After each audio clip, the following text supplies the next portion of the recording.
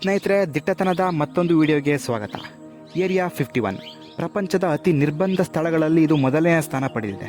World most highly restricted area ಅಂತ ಕೂಡ ಹೆಸರು ಪಡೆದಿದೆ. ಇಲ್ಲಿ ಯಾರಿಗೂ ಕೂಡ ಪ್ರವೇಶವಿಲ್ಲ. ಏರಿಯಾ 51 ಅಂತ ಹೆಸರು ಕೇಳಿದಾಗ ಪ್ರಪಂಚದ ಸಾಕಷ್ಟು ಜನರ ಕಿವಿ ನೆಟ್ಟಾಗುತ್ತೆ. ಯಾಕೆಂದರೆ ಆ ಒಂದು ಜಾಗದಲ್ಲಿ ಏಲಿಯನ್ಸ್ಗಳು ವಾಸ ಮಾಡ್ತಾ ಇದ್ದಾವೆ. ಅಮೆರಿಕದ ಮಿಲಿಟರಿ ಪಡೆ ಏನಿದೆ ಅದು ಅವರ ಜೊತೆ ಸಂಪರ್ಕದಲ್ಲಿದೆ. ತಮ್ಮ ಟೆಕ್ನಾಲಜಿ ಬಗ್ಗೆ ಶೇರ್ ಮಾಡ್ಕೊಳ್ತಾ ಇದ್ದಾರೆ. ಅವರಿಂದ ಅವರಿಗೆ ಈ ರೀತಿ ಟೆಕ್ನಾಲಜಿನ ಶೇರ್ ಮಾಡ್ಕೊಳ್ತಾ ಇದ್ದಾರೆ. ಮತ್ತು ಅಮೆರಿಕದ ಮಿಲಿಟರಿ ಪಡೆ ಏಲಿಯನ್ಸ್ನ ಇಂಟರ್ವ್ಯೂ ಮಾಡ್ತಾ ಇದೆ. ಈ ರೀತಿಯ ಸಾಕಷ್ಟು ವಿಚಾರಗಳು ಪ್ರಪಂಚದಾದ್ಯಂತ ಹರಡಿದೆ.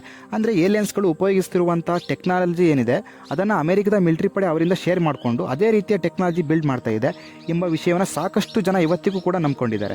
ಇದು ಪ್ರಪಂಚದಾದ್ಯಂತ ಹರಡಿಕೊಂಡಿರುವ ದೊಡ್ಡ ಸುದ್ದಿಯಾಗಿದೆ. ನಿಜವಾಗ್ಲೂ ಏಲಿಯನ್ಸ್ಗಳು ಇದೆಯಾ? ಆ ಜಾಗ ಯಾಕಾಗಿ ಅಷ್ಟೊಂದು ಹೆಸರು ಮಾಡಿದೆ? ಅಲ್ಲಿ ಯಾಕೆ ಯಾರಿಗೂ ಕೂಡ ಪ್ರವೇಶವಿಲ್ಲ? ಈ ರೀತಿಯ ಎಲ್ಲ ಪ್ರಶ್ನೆಗೆ ಉತ್ತರವನ್ನು ಈ ವಿಡಿಯೋದಲ್ಲಿ ಹೇಳ್ತೀನಿ ನೋಡಿ. ಸ್ನೇಹಿತರೆ, ಏರಿಯಾ 51 ಜಾಗ ಎಲ್ಲಿದೆ ಅಂತ ನೋಡೋದಾದರೆ ಲಾಸ್ ವೇಗಾಸ್ ಸಿಟಿ ಏನಿದೆ ಅಲ್ಲಿಂದ ಸುಮಾರು ವಾಯುವ್ಯ ದಿಕ್ಕಿಗೆ 83 ಕಿಲೋಮೀಟರ್ ದೂರದಲ್ಲಿರುವ ಗ್ರೂಮ್ ಸರೋವರದ ಪಕ್ಕದಲ್ಲಿರುವ ಜಾಗನೇ ಈ ಏರಿಯಾ 51. ಆ ಜಾಗದ ಪಕ್ಕದಲ್ಲಿ ಒಂದು ಚಿಕ್ಕ ಏರ್ಪೋರ್ಟ್ ಕೂಡ ಇದೆ. ಇದು ಸುಮಾರು 708 ಕಿಲೋಮೀಟರ್ವರೆಗೂ ಜಾಗವನ್ನು ವ್ಯಾಪಿಸಿಕೊಂಡಿದೆ. ಈ ಒಂದು ಜಾಗಕ್ಕೆ ಯಾರಿಗೂ ಕೂಡ ಪ್ರವೇಶವಿಲ್ಲ. ಈ ಒಂದು ಜಾಗದಲ್ಲಿ ಆ ಅಮೆರಿಕದ ಮಿಲಿಟರಿ ಪಡೆ ಏನಿದೆ ಅದನ್ನು ಬಿಟ್ಟು ಪ್ರಪಂಚದ ಯಾವ ಜನರು ಕೂಡ ಹೋಗೋದಕ್ಕೆ ಸಾಧ್ಯನೇ ಇಲ್ಲ. ಈ ಒಂದು ಜಾಗನ ಅಮೆರಿಕ ತುಂಬಾ ನಿಗೂಢವಾಗಿ ಇಟ್ಟಿತ್ತು. ಅಲ್ಲಿ ಏನು ನಡೀತಿದೆ ಅಂತ ಯಾರಿಗೂ ಕೂಡ ತಿಳಿಸಿರಲಿಲ್ಲ.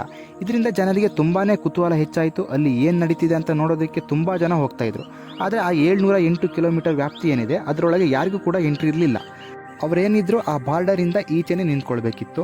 ಆ ಒಂದು ಜಾಗದಲ್ಲಿ ಆರೋ ತಟ್ಟೆ ಥರ, ಅಂದರೆ ಏಲಿಯನ್ಸ್ ಏನು ಯೂಸ್ ಮಾಡುತ್ತೆ ಆರೋ ತಟ್ಟೆ ಅಂತ ನಾವೇನು ಕರಿತೀವಿ, ಆ ಥರದ ಕೆಲವು ವಸ್ತುಗಳಲ್ಲಿ ಹಾರಾಡ್ತಾ ಇತ್ತು.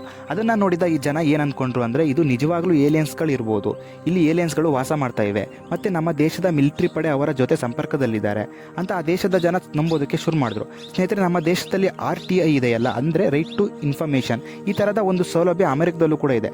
ಅಂದರೆ ಅವರಿಗೆ ಯಾವುದಾದ್ರೂ ಒಂದು ಮಾಹಿತಿ ಬೇಕು ಅಂದರೆ ಅವರು ಅದರ ಮುಖಾಂತರ ಪಡೆದುಕೊಳ್ಬೋದು. ಅದನ್ನು ಅವರ ದೇಶದಲ್ಲಿ FOIA ಅಂತ ಕರೀತಾರೆ, ಅಂದರೆ ಫ್ರೀಡಮ್ ಆಫ್ ಇನ್ಫಾರ್ಮೇಷನ್ ಆ್ಯಕ್ಟ್. ಇದರ ಮುಖಾಂತರ ಅಮೆರಿಕದ ಒಬ್ಬ ಪ್ರಜೆ ಆ ಒಂದು ಜಾಗದ ಮಾಹಿತಿನ ಕೇಳ್ತಾನೆ, ಇಲ್ಲಿ ಏನು ನಡೀತಿದೆ ಅಂತ. ನಂತರ ಅದಕ್ಕೆ ಅಮೆರಿಕದ ಸರ್ಕಾರ ಉತ್ತರವನ್ನು ಕೊಟ್ಟಿದೆ. ನಮ್ಮ ದೇಶದಲ್ಲಿ ಹೊಸದಾಗಿ ತಯಾರಾಗ್ತಾ ಇರೋ ಹೊಸ ಟೆಕ್ನಾಲಜಿ ಇರೋ ಈ ಯುದ್ಧ ವಿಮಾನಗಳು ಮತ್ತು ಹೊಸ ವೆಪನ್ಗಳು, ಇದರ ಟೆಸ್ಟನ್ನು ನಾವು ಈ ಒಂದು ಜಾಗದಲ್ಲಿ ನಡೆಸ್ತಾ ಇದ್ದೀವಿ ಅಂತ ಅಮೆರಿಕದ ಸರ್ಕಾರ ಇದಕ್ಕೆ ಈ ಪ್ರಶ್ನೆಗೆ ಉತ್ತರವನ್ನು ಕೊಟ್ಟಿದೆ. ಆ ಒಂದು ಜಾಗದಲ್ಲಿ ತುಂಬ ವರ್ಷಗಳ ಕಾಲದಿಂದನೂ ಬೇರೆ ಬೇರೆ ದೇಶಗಳ ಯುದ್ಧ ವಿಮಾನಗಳೇನಿದೆ ಅವರು ಯಾವೊಂದು ಟೆಕ್ನಾಲಜಿಯನ್ನು ಯೂಸ್ ಮಾಡಿದ್ದಾರೆ ಅಂತ ತಿಳಿಯಲು ಆ ಥರದ ಒಂದು ಪ್ಲೇನ್ಗಳನ್ನು ತಗೊಬಂದು ಅವರು ಟೆಸ್ಟ್ ಮಾಡ್ತಾಯಿದ್ರು. ಅಂದರೆ ಇದಕ್ಕೆ ಯಾವ ರೀತಿಯ ಟೆಕ್ನಾಲಜಿಯನ್ನು ಯೂಸ್ ಮಾಡಿದ್ದಾರೆ, ನಾವು ಇದರ ಮೇಲೂ ಇನ್ನು ಏನು ಇಂಪ್ರೂವ್ ಮಾಡ್ಬೋದು, ಈ ಥರದ ಸಂಶೋಧನೆ ಆ ಒಂದು ಜಾಗದಲ್ಲಿ ಮಾಡ್ತಾಯಿದ್ರು.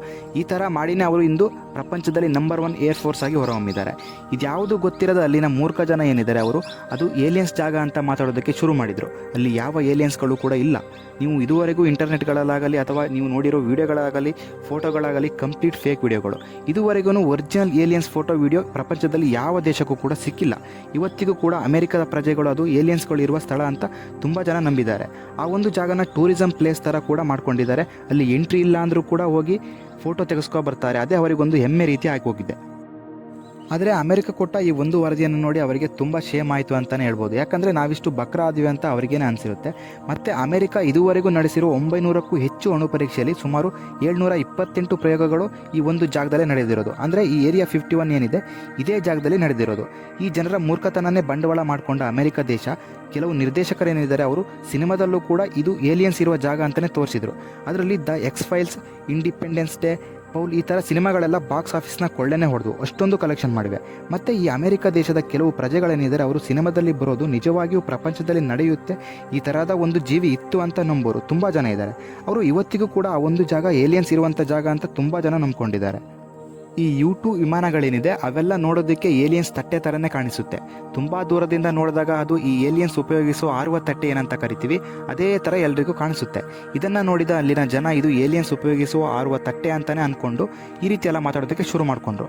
ಆದರೆ ಅಲ್ಲಿ ಆ ಜಾಗ ಸೀಕ್ರೆಟ್ ಏರ್ಕ್ರಾಫ್ಟ್ಗಳು, ಸೀಕ್ರೆಟ್ ವೆಪನ್ಸ್ಗಳು, ಹೊಸ ಟೆಕ್ನಾಲಜಿ ಇರುವ ವೆಪನ್ಸ್ಗಳನ್ನು ಪ್ರಯೋಗ ಮಾಡೋದಕ್ಕೆ ಅಂತಲೇ ಇರುವಂಥ ಜಾಗ ಆಗೋಗಿದೆ. ಅಲ್ಲಿ ಯಾವುದೇ ಏಲಿಯನ್ಸ್ ಕೂಡ ಇದುವರೆಗೆ ಬಂದಿಲ್ಲ. ನೀವು ಕೇಳಿರೋ ಹಾಗೂ ನೋಡಿರೋ ವಿಡಿಯೋ ಮತ್ತು ಫೋಟೋ ಎಲ್ಲ ಕಂಪ್ಲೀಟ್ ಫೇಕು. ಯೂಟ್ಯೂಬಲ್ಲೂ ಕೂಡ ಇದರ ಬಗ್ಗೆ ಸಾವಿರಾರು ವಿಡಿಯೋಗಳಿವೆ. ಏರಿಯಾ 51 ಬಗ್ಗೆ ತುಂಬ ವಿಡಿಯೋಗಳಲ್ಲಿ ಏಲಿಯನ್ಸ್ ಇವೆ ಅಂತಲೇ ಹೇಳ್ಕೊಂಡಿದ್ದಾರೆ. ಆದರೆ ನೀವು ಆ ಥರದ ಯಾವ ವಿಡಿಯೋನೂ ನಂಬೋದಕ್ಕೆ ಹೋಗಬೇಡಿ. ಇದೊಂದು ಅಮೆರಿಕ ದೇಶದ ಮಿಲಿಟರಿ ಪಡೆ ತಮ್ಮ ದೇಶದಲ್ಲಿ ತಯಾರಾಗೋ ಹೊಸ ಟೆಕ್ನಾಲಜಿ ಇರೋ ಏರ್ಕ್ರಾಫ್ಟ್ಗಳು ಮತ್ತು ವೆಪನ್ಸ್ಗಳನ್ನು ಪ್ರಯೋಗ ಮಾಡುವ ಜಾಗ ಆಗೋಗಿದೆ. ಮತ್ತು ಅಮೇರಿಕ ಯಾಕೆ ಆ ಒಂದು ಜಾಗನೇ ಆಯ್ಕೆ ಮಾಡ್ಕೊಂಡಿದ್ದಾರೆ ಅಂದರೆ ಗೌಪ್ಯ ವಿಮಾನಗಳ ಹಾರಾಟಕ್ಕೆ ಆ ಒಂದು ಜಾಗ ತುಂಬಾ ಪ್ರಶಸ್ತ ಸ್ಥಳ ಅಂತ ಅವರಿಗೆ ಅನಿಸಿದೆ. ಆ ಒಂದು ಕಾರಣಕ್ಕೋಸ್ಕರ ಆ ಒಂದು ಜಾಗನ ಆಯ್ಕೆ ಮಾಡ್ಕೊಂಡಿದ್ದಾರೆ ಹೊರತು ಅಲ್ಲಿ ಏಲಿಯನ್ಸ್ಗಳಿಗೂ ಅಮೇರಿಕದ ಮಿಲಿಟರಿ ಪಡೆಗೂ ಯಾವುದೇ ರೀತಿಯ ಸಂಬಂಧ ಇಲ್ಲ. ಕೆಲವರು ಗಟ್ಟಿಯಾಗಿ ನಂಬಿರೋದನ್ನು ನಾವು ಸುಳ್ಳು ಅಂತ ಹೇಳಿದಾಗ ಅವರಿಗೆ ಅದನ್ನು ಅರಗಿಸ್ಕೊಳ್ಳೋಕ್ಕೆ ತುಂಬಾ ಕಷ್ಟ ಆಗುತ್ತೆ. ಅವರು ಅದನ್ನು ನಂಬೋದು ಬಿಡೋದು ಅವರಿಗೆ ಅನಿಸಿದ್ದು. ಅಲ್ಲಿ ಯಾವ ಏಲಿಯನ್ಸ್ ಕೂಡ ಇಲ್ಲ ಅಂತ ಹೇಳ್ತಾ ಈ ವಿಡಿಯೋನ ಮುಗಿಸ್ತಾ ಇದ್ದೀನಿ.